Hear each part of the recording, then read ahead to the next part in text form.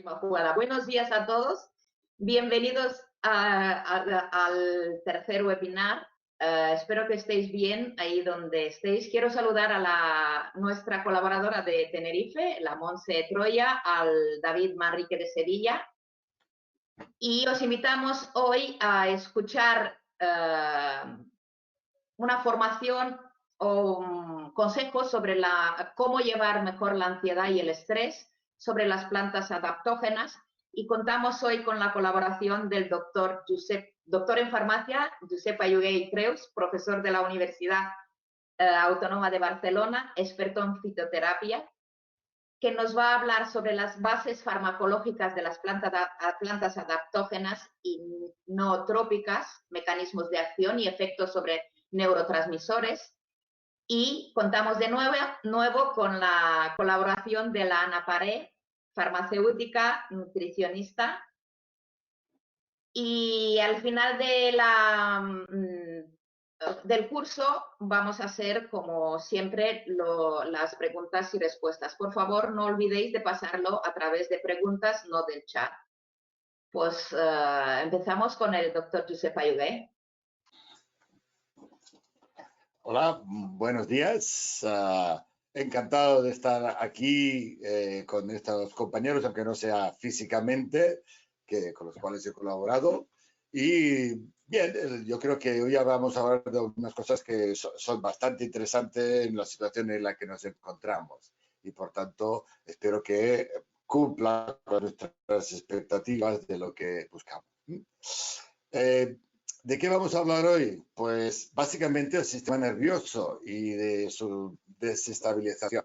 Por eso creo que puede ir muy bien empezar haciendo una pequeña introducción al sistema nervioso y situarnos en qué es los procesos fundamentales que nos interesan. El sistema nervioso, como sabemos todos, es una extensa red de comunicación formada por células especializadas y nervios que regulan el funcionamiento del organismo, controla las relaciones con el medio exterior y determina las funciones mentales, teniendo en cuenta que las funciones mentales residen en el cerebro, y eso es una de las dos partes del sistema nervioso central que conocemos, que está compuesto por el encéfalo, o sea, el cerebro, y por la médula espinal.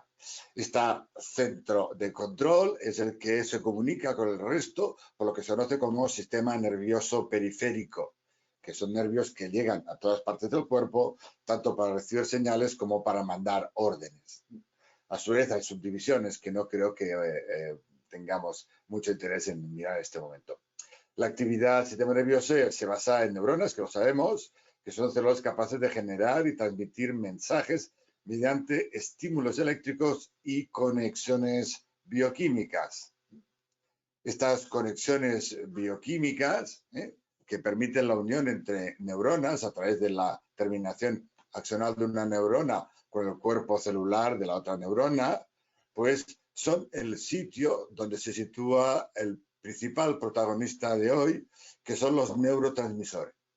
Cuando una neurona transmite un impulso nervioso, lo que hace es enviar neurotransmisores de su axón hasta la otra neurona, y estos son captados por receptores de las dendritas de las neuronas vecinas.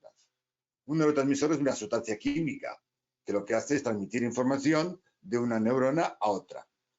Cada neurona establece conexión con miles de neuronas vecinas. Y esto ya nos habla un primer concepto fundamental cuando hablamos del sistema nervioso, que es su tremenda complejidad.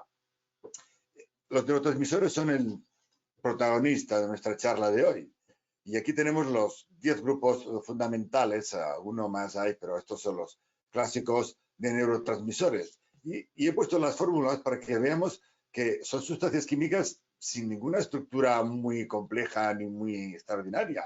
La acetilcolina, de la cual hablaremos más y que es sin duda las más importantes, es que tiene una estructura muy pequeñita, no es una molécula enorme, no es una proteína en ningún caso.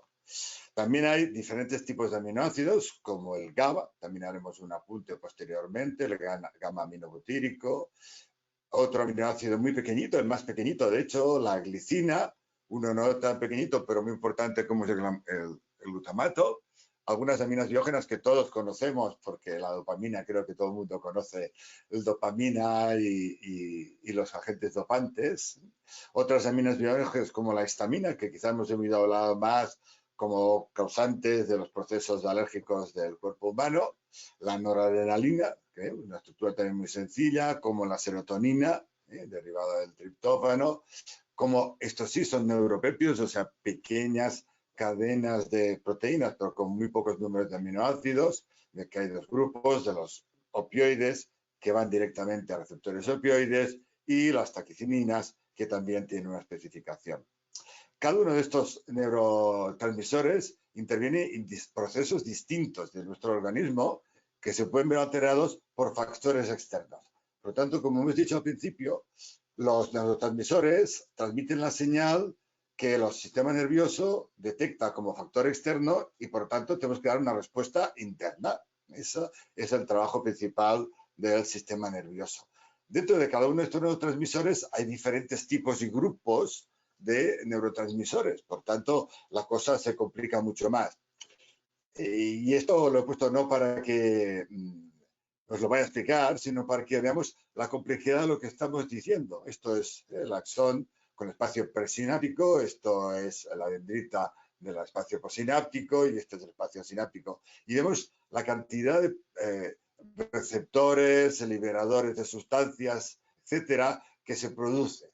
Por tanto, esa transmisión no es simplemente un proceso de llega una sustancia, la pongo, llega a otro sitio, sino que tiene que ser sintetizada, tiene que ser liberada, tiene que ser recibida y aquí da otra señal. Y eso se produce en milésimas de segundo, porque si la señal fuera muy lenta, desde el cerebro hasta la mano, tardaríamos quizás demasiado tiempo en poder dar una respuesta defensiva, que sin duda alguna es uno de los más claros ejemplos en este sentido. Y esto también era un poco para daros una constancia de que esos neurotransmisores tienen que sintetizarse y se sintetizan a partir de elementos fundamentales, básicamente de lo que conocemos como aminoácidos aromáticos, la fenilalanina, la tirosina y el triptófano, que son aminoácidos esenciales y que a través de diferentes reacciones químicas, vamos a simplificarlo, nos dan algunas de las moléculas que hemos mencionado de transmisores como la adrenalina, como la dopamina, como la serotonina. Todo esto se produce en este espacio para que finalmente se liberen al medio con estas vesículas y sean recibidos hasta aquí. Por tanto, necesitamos nutrirnos muy bien para poder tener esos neurotransmisores adecuadamente y poder tener una buena respuesta de nuestro sistema nervioso a la situación externa que nos está afectando. Este es un poco un resumen de las diferentes acciones de los tres principales y quizás más conocidos neurotransmisores, ¿no? La norepinefrina, la serotonina y la dopamina. Y vemos cuáles son las acciones específicas. Vemos que la norepinefrina es clásico neurotransmisor de las situaciones de alerta o de concentración, respuesta a energía. La serotonina está muy implicada en los procesos de la memoria, pero también en los procesos obsesivos y compulsivos. Y la dopamina, como ya sabemos muchos, es esa hormona del placer, del despertarse, de la motivación, de ir adelante. Cuando reunimos los tres juntos, vemos que lo que se relaciona aquí es el comportamiento, el hábito de funcionamiento y otro aspecto muy importante, la cognición, ¿no? Que básicamente se refiere a los procesos fundamentales del sistema cerebral. Vemos que incluso hay otros puntos de conexión de la teoría de conjuntos, de la atención, del apetito sexual, que está muy relacionado con la agresión, del impulso, y aquí otro aspecto muy interesante de la ansiedad y la irritabilidad. Por tanto, el equilibrio correcto, la transmisión correcta, nos permitirá que esto, el bienestar, la sensación de bienestar y la cognición funcione correctamente si los neurotransmisores están en su momento adecuado. Como decía la presentadora, Flori, hoy hablamos de ansiedad, estrés y cognición. Creo que son palabras que en este momento están muy en boga. Y yo solo quiero hacer un par de conceptos respecto a esto, ¿no? ¿Qué es el estrés? Pues el estrés es una reacción fisiológica natural que se produce frente a situaciones de peligro o presión psicológica. Y eso nos pasa a diario. Por tanto, no es un proceso que en definición sea sorprendente ni nuevo, sino que forma parte de mucho antes de ser personas, ¿no? Quiero decir, aquí vemos el dibujito del estrés, que lo que da es una respuesta para sobrevivir. Si a mí me ataca un dientes de sable, pues poderle atacar. Y si me persigue un dinosaurio, pues salir corriendo, ¿no?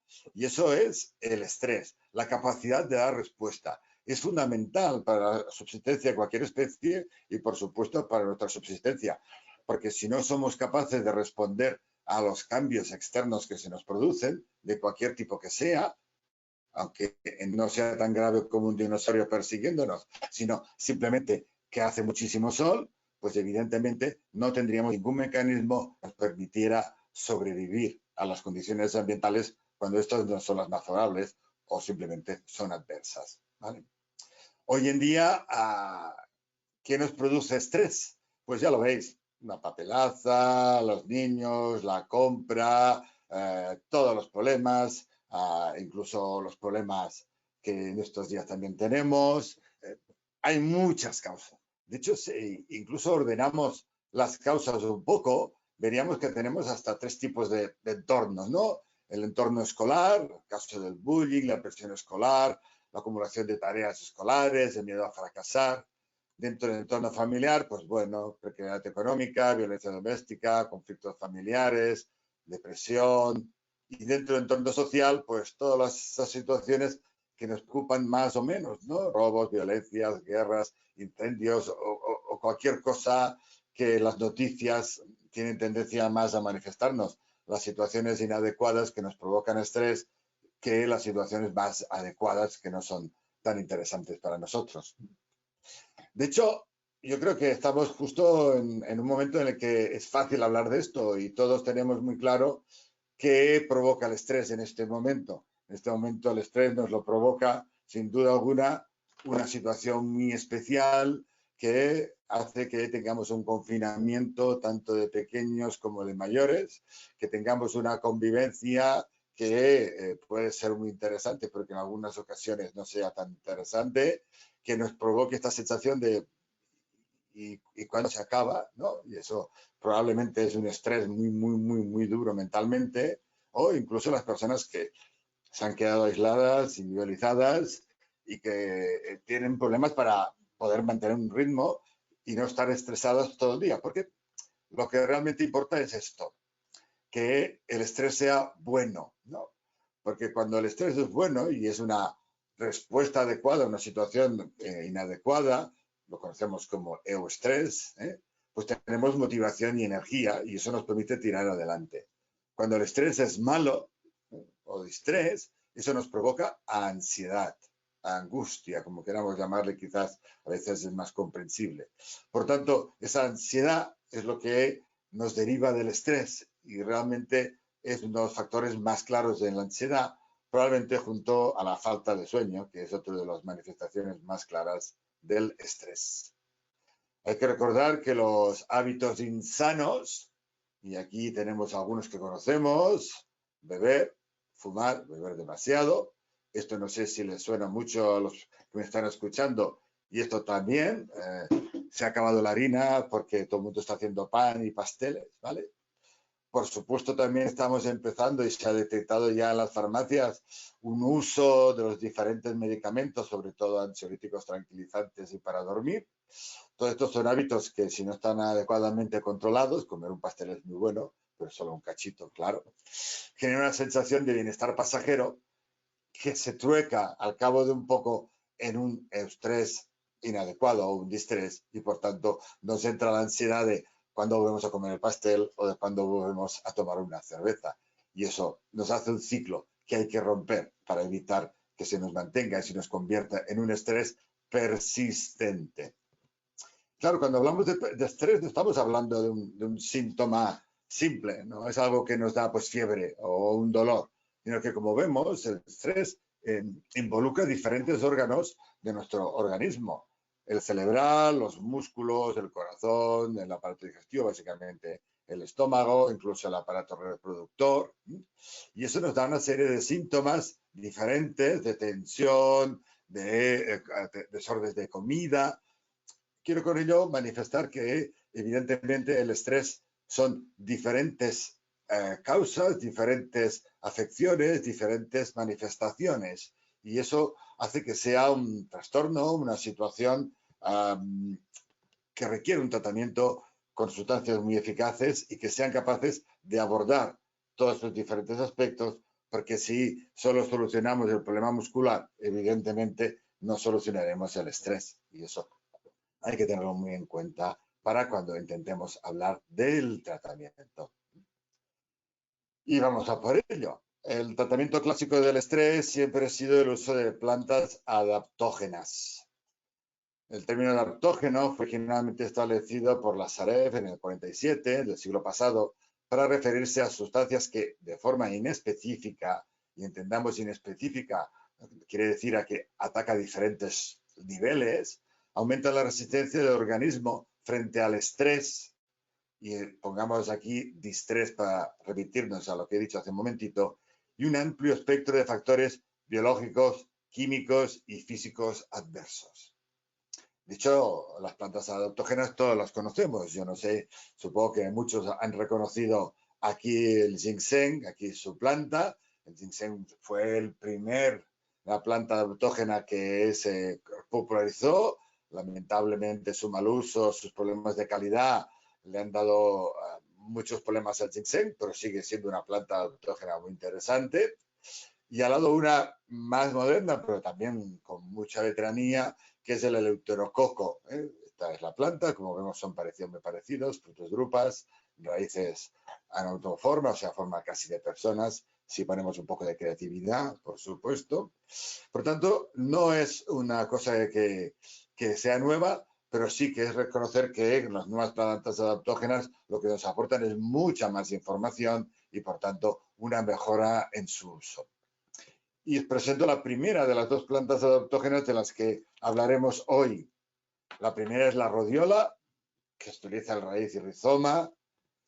De hecho, es una planta que conocemos ahora de nuevo, pero que en el siglo XVIII ya estaba incluida en la farmacopea sueca. Por tanto, tenemos mucha experiencia de uso. Es nativa de las regiones árticas, por eso también se puede encontrar como raíz ártica, por ejemplo, Alaska, Escandinavia. Crece sobre todo encima de los 2.200 metros y florece en mayo-junio. Esto es la parte de la planta que utilizamos y esto es la planta en sí que podemos ver si salimos a estas alturas. Como mensaje claro, esto es una planta que reduce la fatiga y mejora la capacidad física y mental. De hecho, la Agencia del Medicamento ya indica un alivio de los síntomas de astenia, tales como fatiga y debilidad. Por tanto, la evidencia científica es totalmente completa. La mayoría de los estudios clínicos muestran su eficacia sobre la función física y cognitiva, rendimiento físico y mental, capacidad de trabajo, su disminución de la intensidad de la fatiga tras la práctica de un ejercicio físico, que fue una de las primeras cosas que se estudió con la rodiola y en particular con una atleta finlandesa. Reduce el periodo de recuperación y mejora la adaptación circulatoria al ejercicio, el pulso y la presión sanguínea.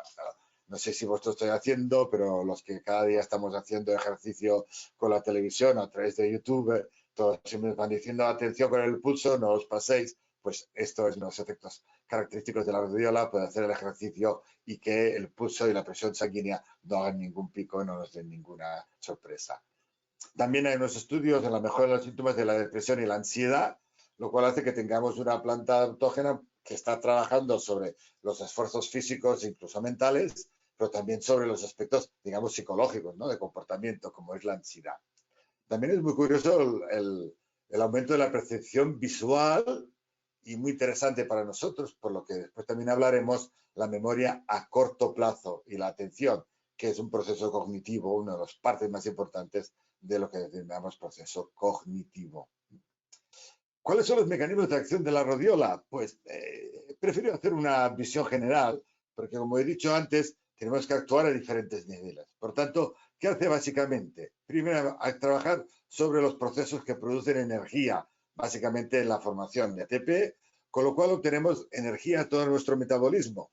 Y mejorando los niveles de energía en el metabolismo, mejoramos sobre todo todo lo que son cuestiones de gasto energético, como los músculos cardíacos, los músculos en general, o también las cuestiones cerebrales, que recordemos que básicamente utilizan como nutriente glucosa, porque los mitocondrios lo convierten en ATP, que es la energía. Por tanto, obtener un buen proceso de formación de energía hace que tengamos una mejor respuesta general dentro de una situación de estrés. Y la otra es la que corresponde a la desregulación, al controlar la desregulación del estrés hormonal de uno de nuestros neurotransmisores, la noradrenalina, y también del cortisol.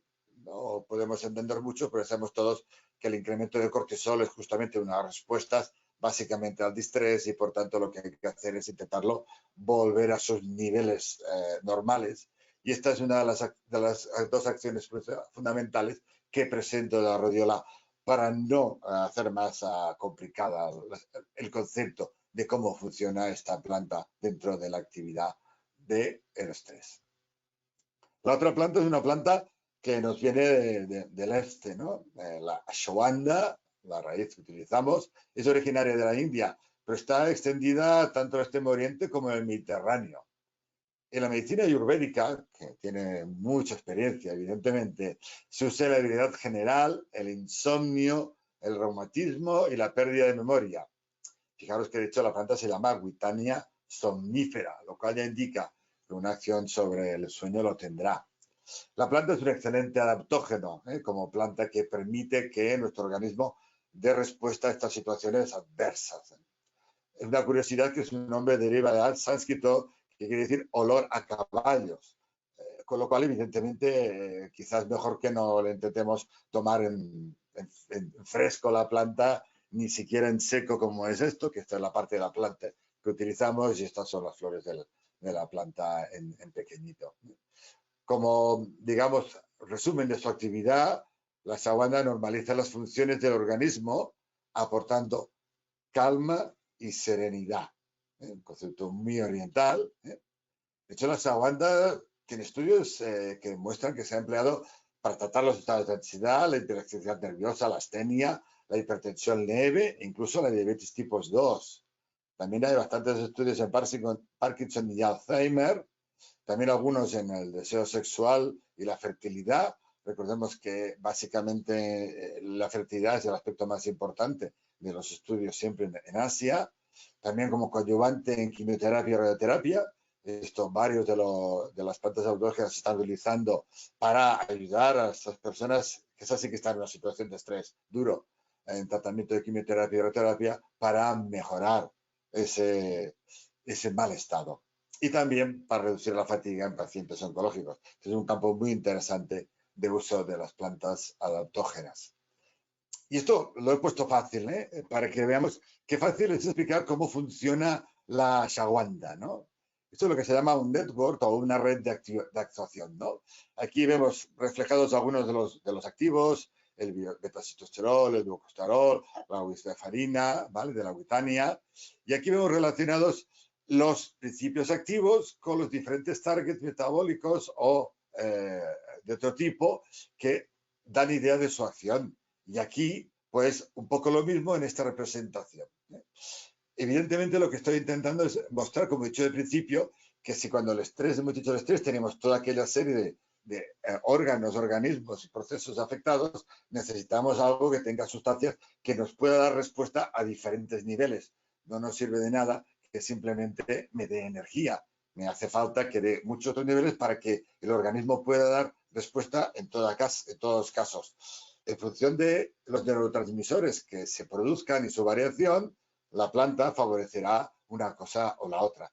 Y eso es lo que hace que la ashwagandha sea una planta tan, como diría yo, versátil y muy interesante. Vamos acabando. Plantas nootrópicas, para no pasarme demasiado el tiempo.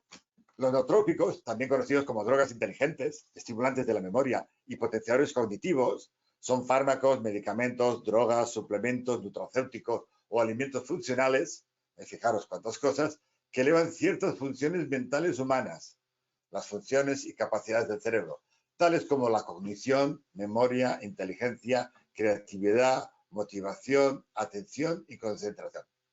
He sacado la definición de la Wikipedia.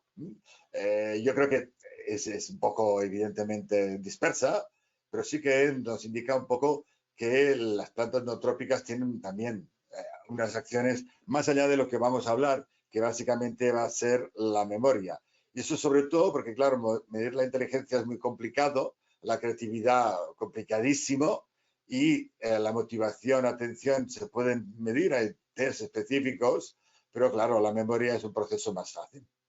De hecho, la palabra nootrópico fue acuñada en el 72 del siglo pasado por Corneliu Georgiou y deriva de las palabras griegas del griego nous, mente, y tropos, dirección. Por tanto, ¿a qué dirección nos lleva la mente?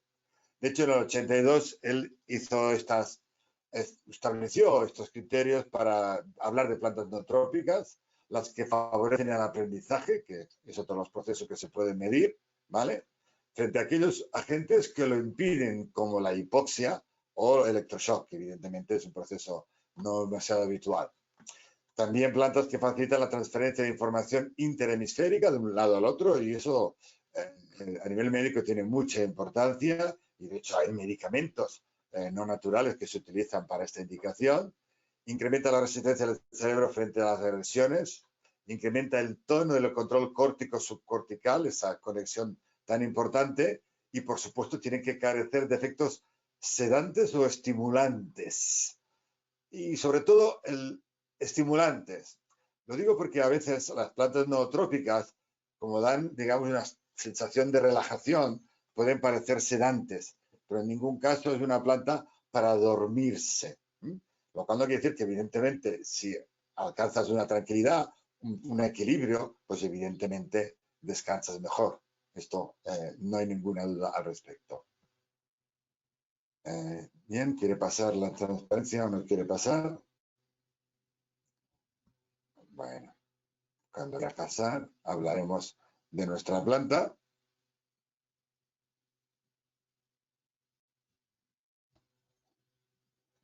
Ay, señor Dios mío. ¿Por qué no podemos hacerlo fácil? A ver. Ahí está. Vale. Ese es cuadrado, perfecto. Bien. Hablemos primero un momento de la memoria. La memoria es la capacidad cognitiva de adquirir, almacenar y recuperar la información. Y sin memoria no seremos capaces de percibir, aprender, pensar o expresar. Creo que es conocido. Y en este proceso de la memoria participan muchas partes, diversas partes del cerebro. Por eso tenemos que cuidar el cerebro, tenemos que cuidar la memoria y marcar que precisamente uno de los procesos de los neurotransmisores más importantes es la acetilcolina. De hecho, es un proceso mucho más complejo que no lo vamos a explicar, pero que requiere el proceso de adquisición, que es de corto plazo, el proceso de consideración, que es la memoria a largo plazo, y finalmente el proceso de recuperación, recordar. Y eso ya sabemos todos que puede ser rápido o lento, que cambia con la edad. A la medida que nos vayamos más mayores nos acordamos más de lo anterior que de lo reciente. Esto lo tenemos claro. Y os presento la bacopa, la subunidad aérea. Es una planta de la cultura ayurvédica, su nombre es Brahmi, y se usa como tónico para el cerebro, para mejorar el desarrollo de la memoria, el aprendizaje y la concentración. Potencia la función nootrópica, funciones mentales como cognición, memoria, atención y concentración. Es una planta de enfoque y claridad mental, y aquí tenemos la representación de lo que acabo de decir. Sus compuestos son realmente complejos, hay muchos y ya caracterizados, que son los que explican cómo actúa la bacopa. La bacopa actúa trabajando sobre los neurotransmisores, en particular sobre la serotonina, tan importante para la memoria, también la acetilcolina, también para la memoria, ya lo hemos visto aquel dibujo de los conjuntos y el aprendizaje, y también el ácido gamma-aminobutírico, que es aquel dibujo tan complejo que os he enseñado de transmisión, que juega un papel importante en los adultos al prevenir la excitación prolongada de las neuronas y por tanto mantiene el tono de los nervios, evitando una excitación. Y eso es lo que a veces se puede confundir, es una relajación y se puede confundir con una sedación, que no es el caso. ¿vale? También inhibe enzimas como la lipoxigenasa, con lo cual tiene un efecto antiinflamatorio. También es antioxidante, protegiendo las neuronas de la oxidación. Y también hay un estudio mostrando que disminuye los depósitos beta-amiloides, proteínas que están involucradas en los procesos de Alzheimer. Este es un poco el resumen de la actividad de la bacopa, como vemos en diferentes aspectos, porque la memoria, como he dicho, afecta a diferentes espacios cerebrales y por tanto hay que atacarlos a todos. ¿Y cuál es la ventaja de la bacopa? Pues muy sencillo, que aporta cosas más allá de lo que hasta ahora estamos utilizando, que tampoco es que sean malas soluciones, sino que son correctas. La activación de la circulación sanguínea, que es el clásico efecto del jingo y de algunas vitaminas B, es muy interesante porque aporta nutrientes y oxígeno. También la integridad de las membranas celulares con la fosfatidilcerina y los omega 3. También la neuroprotección por la acción antiinflamatoria y antioxidante, como es el caso de la curcumina. Pero la bacopa va más allá. Ayuda al desarrollo y mantenimiento de las estructuras neuronales que permite la transmisión nerviosa y contribuye a la síntesis y funcionalidad de los neurotransmisores, los protagonistas que he dicho desde el principio y que forman parte, sin duda alguna, la base de la actividad de las plantas nootrópicas y de las plantas autógenas. Y muchas gracias por vuestra atención.